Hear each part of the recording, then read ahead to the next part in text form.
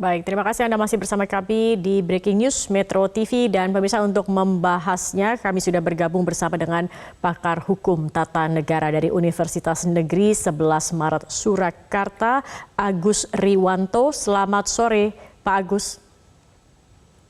Selamat sore Mbak.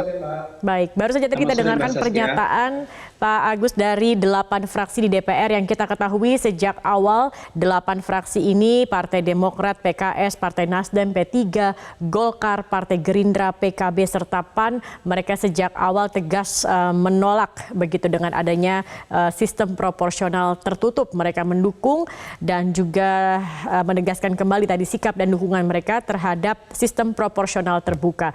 Kita belum tahu apa putusan dari MK, tetapi kemarin Denny Indrayana mengatakan ia mendengar bahwa keputusannya ini akan kembali ke sistem proporsional tertutup. Bagaimana Anda melihat ini Pak Agus?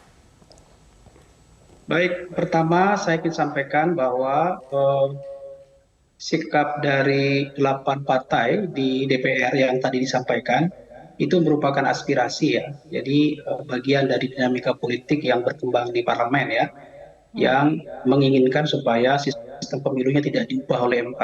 Jadi tetap seperti dahulu dengan sistem tertutup, terbuka, tidak tertutup.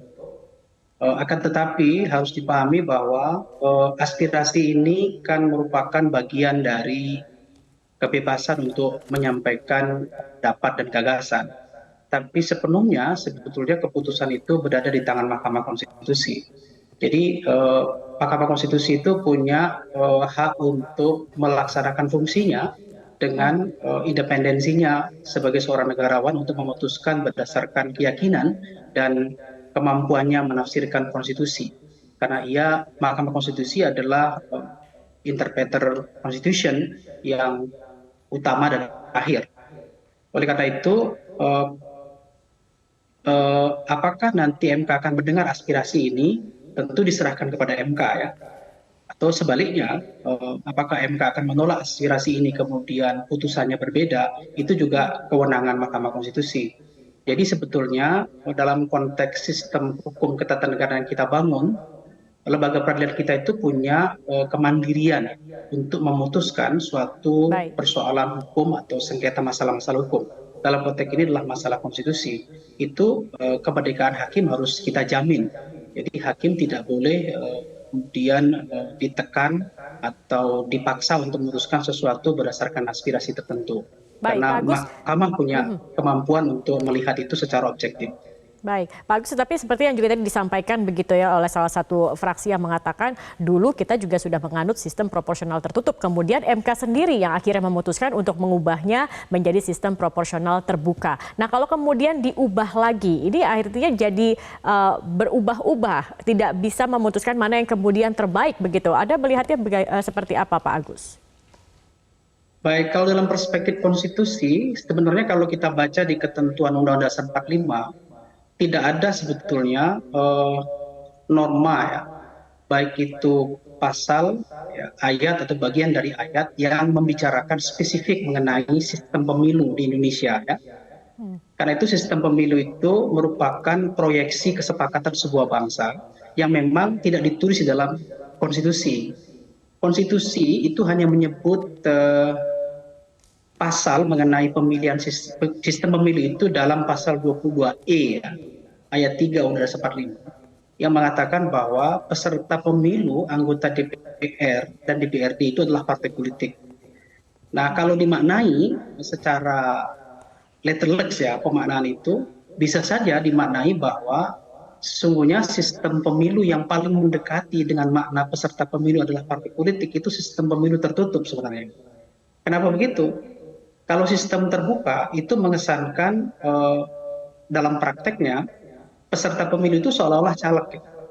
Dalam kenyataannya memang praktek di lapangan hari-hari ini dan sejak pemilu 2019 itu kesan publik itu peserta pemilu itu caleg. Akibatnya banyak sekali publik itu tidak mengetahui tentang visi misi partai, ideologi partai, bahkan program kerja partai. Yang ditawarkan oleh para caleg itu adalah program dirinya sendiri dan visi misi pribadinya.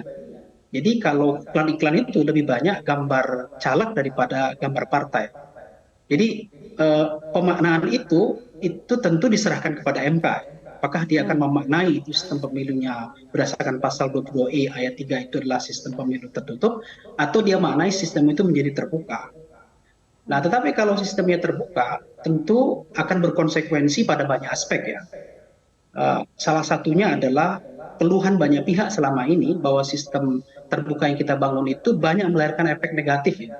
Misalnya soal lemahnya partai ID ya, yang selama ini dikeluhkan banyak orang, di mana rakyat dan elit partai itu tidak lagi loyal kepada partainya. Banyak muncul kutu loncat, pindah-pindah partai ya. Kemudian identifikasi diri pemilih terhadap partai itu sangat rendah. Akibatnya orang tidak loyal pada partai.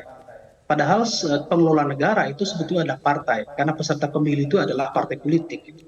Kemudian problem mengenai teknis pemilu yang selama ini dikeluhkan oleh penyelenggara pemilu misalnya.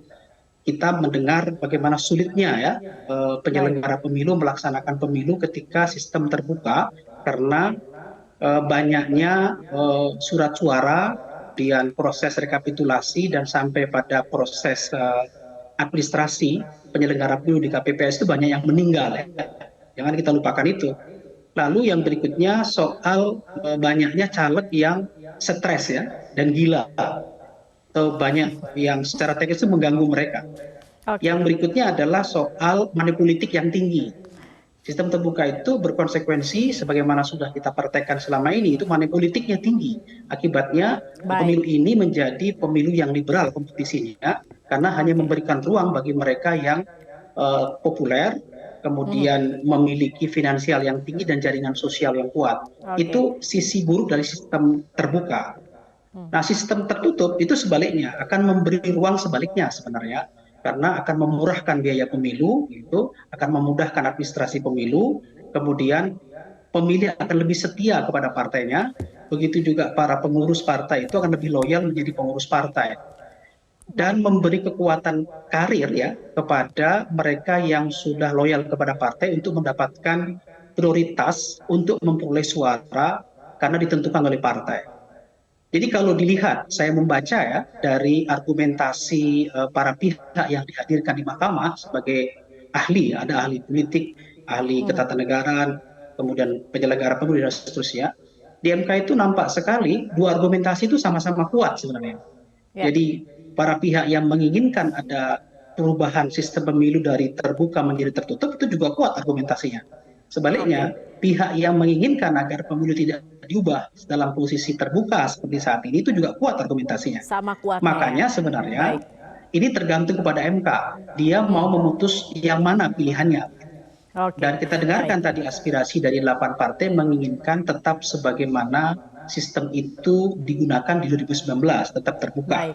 Tapi kalau nanti MK punya kepentingan berbeda, bukan memiliki penafsiran yang berbeda terhadap pemaknaan pasal 22E ayat 3 Undang-Undang 45 tentunya Pak Agus pemilu, ada ya, plus dan minus, ada kelebihan dan kekurangan dari masing-masing sistem proporsional baik terbuka maupun tertutup begitu ya. Tetapi kemudian jadi pertanyaan juga kalau kemudian diputuskan tertutup dampaknya seperti apa pada tahapan pemilu yang sudah berjalan ini. Tetapi kita tidak tahu, kita masih menunggu apa yang jadi putusan dari MK sendiri karena besok 31 Mei ini baru akan dilakukan penyerahan kesimpulan dari pihak-pihak maksud kami kesimpulan dari pihak-pihak terkait gugatan. Dan setelah penyerahan, Hakim Konstitusi akan membahas dan memutuskan perihal gugatan. Tetapi kapan sidang pembacaan putusan ini yang belum dijadwalkan. Kita akan sama-sama tunggu apa kemudian nanti hasil dari putusan MK ini. Terima kasih Pak Agus Riwanto, pakar hukum tata negara dari Universitas 11 Maret Surakarta sudah bergabung bersama kami di Breaking News Metro TV. Selamat sore Pak Agus.